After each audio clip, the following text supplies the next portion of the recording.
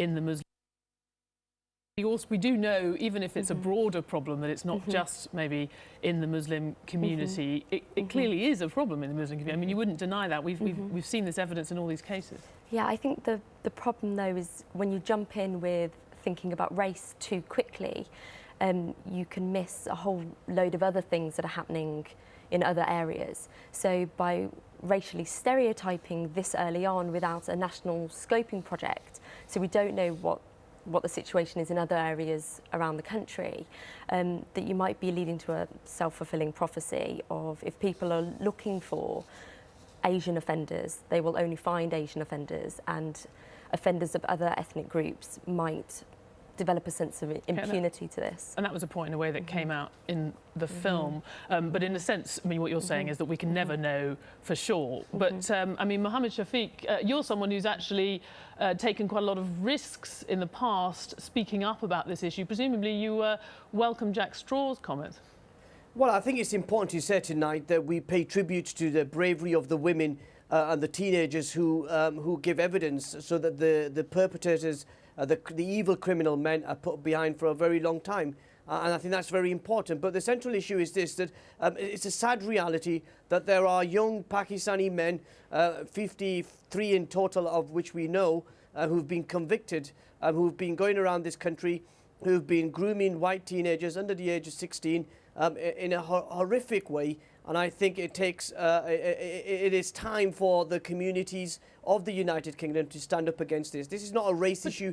It's got nothing to do with Islam. It's got nothing to do with the Muslim community. All it is that people who are born into Muslim households, who are involved in drugs, who are involved in crime, are carrying out these activities. So when Jack Straw says that there is a sort of pervasive view among many Pakistani Muslim men that young English girls are easy meat and it's an outlet for their testosterone, you think that that's going too far?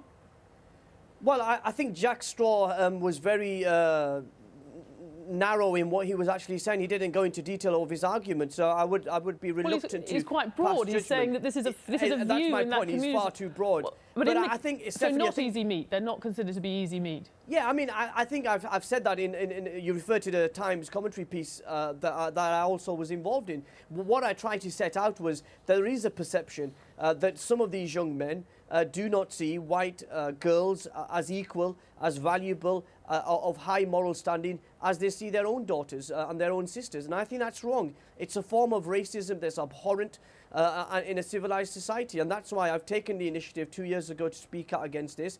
Against, as you said, so personal risks to me and my family. But I did that because I believe it's wrong. For as long as these people are carrying out these crimes, we've got to stand up. It's got nothing to do with race. It's got nothing to do with religion. They should be treated as criminals, and that's it. Well, Douglas Murray, you've suggested that there was a conspiracy of silence around this issue. You've got Mohammed Shafiq saying that it's abhorrent. You've got Jack Straw speaking up about it. I guess not silent anymore. Well, I very much hope not, and let's hope that it isn't from tonight onwards. But the fact is, in the past, it very much has been. In 2004, Channel 4 were due to do a documentary, to broadcast a documentary called On the Edge of the City. That also exposed this very story we're talking about tonight. The police asked Channel 4 not to show that documentary because the BNP was starting to talk about what they were boasting, that it was going to be a great advert for the BNP. Because of that, all sorts of other people came in and said Channel 4 mustn't show this, they mustn't investigate this. Muslim leaders said they shouldn't be doing this. The fact is, we can't sweep things under the carpet in Britain just because we don't like them. We've had it. I'd rather talk about 2010 than talk about something that was been going on in 2003.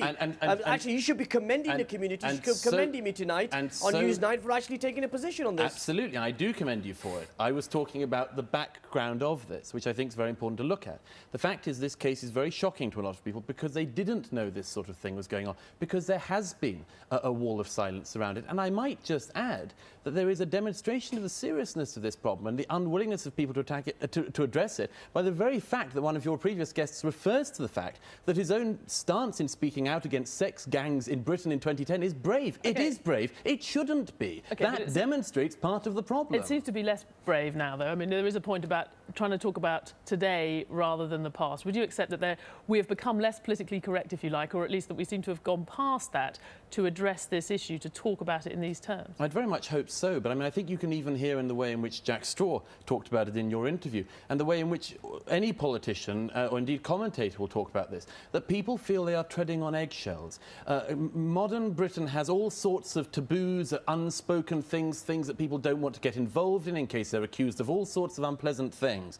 And people, for that reason, people are very careful about addressing things like this. And I would hope that people can realise that this is the very beginning of addressing very unpleasant things that are going on. But they have to be more than addressed, they have to be dealt with. Well, OK, but then what do you think they should actually do? Because this isn't just about political correctness. I mean, your suggestion is that it's actually making it harder to confront a horrific crime that we heard about in that piece. What is the next step from here? Political correctness obviously makes it harder. It makes it harder for the police. But what should they do now, if we've got over that? Well, the thing they do now, among other things, is to do it, as Jack Straw mentioned, for the Pakistani communities of this country, Muslim communities in this country, and other communities, of course it isn't just them, to address this problem among their young men, of the way in which young girls are seen, because that is an endemic problem. It is one that has to be addressed. And I would argue it has to be addressed in the following way. As a Muslim, if I may just say, as a Muslim friend of mine said in Birmingham to me recently, who said to me recently, she had spent all of her life being addressed as a Muslim woman and never as a British woman. Okay. That's the kind of rights we should be talking about. Mohammed Shafiq.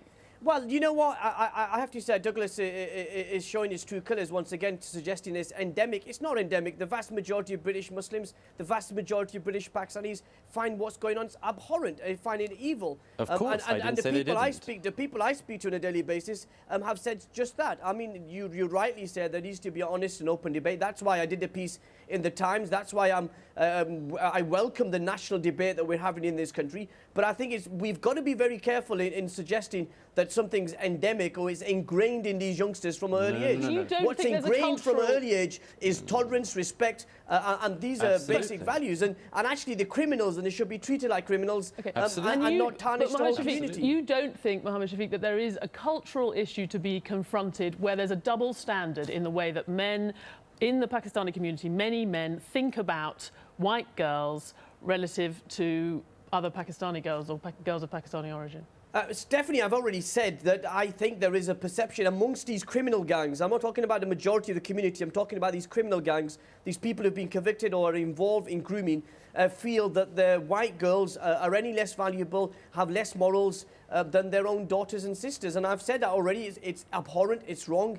And we've got to do something about that. And that's why in the next few months, I'll be going over to Holland to see what work they've done. They've successfully reduced their grooming amongst young Dutch girls and see what lessons we can learn. But I honestly believe that this debate was about opening up this issue, opening the taboo topics, and we're having that debate within our Muslim community and the Pakistani community. And I hope that as we move forward to deal with this issue in a structured way, but in a way that respects diversity, respects tolerance, and doesn't throw accusations like Douglas is throwing around that it's endemic. OK, I'm afraid we'll have to leave it there, but thank you very much. Diversity has limits. Thank you to all of you. Thank you.